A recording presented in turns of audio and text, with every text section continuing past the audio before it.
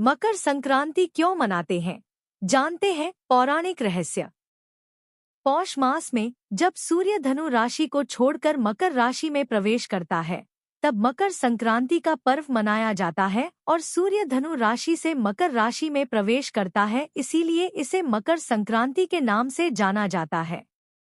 यह एकमात्र ऐसा त्योहार है जिसे संपूर्ण भारतवर्ष में मनाया जाता है, चाहे इसका नाम व मनाने तरीका कुछ भी हो।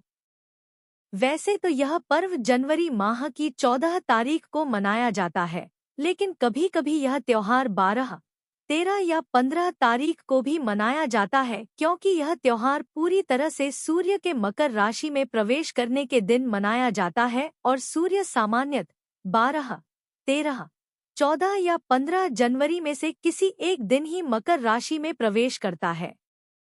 इस बार भी यह पर्व 15 को ही मनाया जाएगा। हिंदू धर्म में माह को 2 पक्षों में बांटा गया है, कृष्ण पक्ष और शुक्ल पक्ष। ठीक इसी तरह से वर्ष को भी 2 अयनों में बांटा गया है, उत्तरायण और दक्षिणायण। यदि दोनों को मिला दिया जाए तो एक वर्ष पूर्ण हो जाता है। मकर संक्रांति के दिन से सूर्य की उत्तरायण गति प्रारंभ हो जाती है, इसलिए मकर संक्रांति को उत्तरायण भी कहते हैं। हिंदू धर्म की मान्यताओं के अनुसार इस दिन भगवान विष्णु ने असुरों का अंत कर उनके सिरों को मंदार पर्वत में दबाकर युद्ध समाप्ति की घोषणा की थी। इसलिए इस मकर संक्रांति के दिन को बुराइयों और नकारात्मकता को समाप्त करने का दिन भी मानते हैं। इस त्योहार को अलग अलग प्रांतों में अलग अलग नामों से मनाया जाता है। तमिलनाडु में इसे पोंगल के रूप में, तो आंध्र प्रदेश, कर्नाटक और केरला में केवल संक्रांति के नाम से मनाया जाता है, जबकि बिहार और उत्तर प्रदेश में इस त्योहार को खिचड़ी के नाम से जाना जाता है। उत्तरायण को देवताओं का दिन अर्थात सकारात्मकता का प्रतीक माना जाता है। इसीलिए इस दिन जप, तप, दान, स्नान, श्राद्ध, तर्पण आदि धार्मिक क्रियाकलापों को विशेष महत्व दिया जाता है। क्यों मनाते हैं मकर संक्रांति? यह माना जाता है कि भगवान सूर्य अपने पुत्र शनि से मिलने स्वयं उनके घर जाते हैं और शनि मकर राशि के स्वामी है, इसलिए इस दिन को मकर संक्रांति के नाम से जाना जाता है। पवित्र गंगा नदी का भी इसी दिन धरती पर अवतरण हुआ था, इसलिए भी मकर संक्रांति का पर्व मनाया जाता है। महाभारत में पितामह भीष्म ने सूर्य के उत्तरायण होने पर ही स्वेच्छा से शरीर का परित्याग किया था। इसका कारण यह था कि उत्तरायण में देह छोड़ने वाली आत्माएं या तो कुछ काल के लिए देवलोक में चली जाती है या पुनर्जन्म के चक्र से उन आत्माओं को छुटकारा मिल जाता है, जबकि दक्षिणायण में देह छोड़ने पर आत्मा को बहुत काल तक अंधकार का सामना करना पड़ सकता है। स्वयं भगवान श्री कृष्ण ने भी उत्तरायण का महत्व बताते हुए कहा है कि उत्तरायण के 6 मास के शुभ काल में जब सूर्य देव उत्तरायण होते हैं और पृथ्वी प्रकाश में रहती है, तो इस प्रकाश में शरीर का परित्याग करने से व्यक्ति का पुनर्जन्म नहीं होता है और ऐसे लोग सीधे ही ब्रह्मा को प्राप्त होते हैं। इसके विपरीत जब सूर्य दक्षिणायण होता है और पृथ्वी अंधकारमय होती है, तो इस अंधकार में शरीर त्याग करने पर पुनः जन्म लेना पड़ता है। अनेक स्थानों पर इस त्योहार पर पतंग उड़ाने की परंपरा प्रचलित है। लोग दिन भर अपनी छतों पर पतंग उड़ाकर हर्षोल्लास के साथ इस उत्सव का मजा लेते हैं। विशेष रूप से पतंग उड़ाने की प्रतियोगिताएं भी आयोजित की जाती है। पतंग उड़ाने के पीछे धार्मिक कारण यह है कि श्रीराम ने भी पतंग उड़ाई थी। गुजरात व सौराष्ट्र में मकर संक्रांति पर कई दिनों का अवकाश रहता है और यहाँ इस दिन को भारत के किसी भी अन्य राज्य की तुलना में अधिक हर्षोल्लास से मनाया जाता है। संक्रांति और सेहत। पौष मास की सर्दी के कारण हमारा शरीर कई तरह की बीमारियों से ग्रसित हो जाता है, जिसका हमें पता ही नहीं चलता और इस मौसम में त्वचा भी रुखी हो जाती है। इसलिए जब सूर्य उत्तरायण होता है तब इसकी किरणें हमारे शरीर के लिए औषधि का काम करती है और पतंग उड़ाते समय हमारा शरीर सीधे सूर्य की किरणों के संपर्क में आता है, जिससे अनेक शारीरिक रोग जो हम जानते ही नहीं हैं, वे स्वतः ही नष्ट हो जाते हैं। 15 जनवरी को मकर संक्रांति जानिए कैसे मनाएं यह दिन। क्या करें, क्या ना करें। मकर संक्रांति पर्व 15 जनवरी को। बिल्कुल न करें ये 14 काम, वरना होगा भारी नुकसान। मकर संक्रांति से लेकर 14 दिनों तक करें आदित्य हृदय स्तोत्र का पाठ। मनचाही सफलता का मिलेगा वरदान। मकर संक्रांति पूरे देश में मनाई जाती है। इस दिन लोग अपने घर पर खाने में खिचड़ी बनाते हैं। आइए जानते हैं लोग मकर संक्रांति के दिन अपने घर पर खिचड़ी क्यों बनाते हैं। सूर्य के मकर राशि में प्रवेश के साथ ही देश भर में मकर संक्रांति का पर्व श्रद्धा और उल्लास के साथ मनाया जाता है। इस पर्व के आते ही खासकर उत्तर भारत के घरों में खिचड़ी की खुशबू फैल जाती है। यह परंपरा केवल स्वाद या खानपान तक सीमित नहीं है, बल्कि इसके पीछे धार्मिक आस्था, ऋतु परिवर्तन, आयुर्वेदिक विज्ञान और कृषि संस्कृति से जुड़ा गहरा महत्व छिपा हुआ है।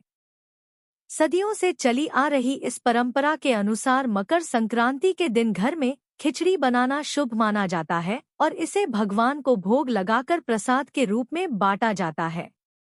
मौसम के सबसे ठंडे दौर में पड़ने वाले इस पर्व पर खिचड़ी को शरीर के लिए सबसे उपयुक्त आहार माना जाता है। चावल, दाल और देसी घी से बनी खिचड़ी न सिर्फ सुपाच्य होती है, बल्कि सर्दी में शरीर को ऊर्जा और गर्माहट भी देती है।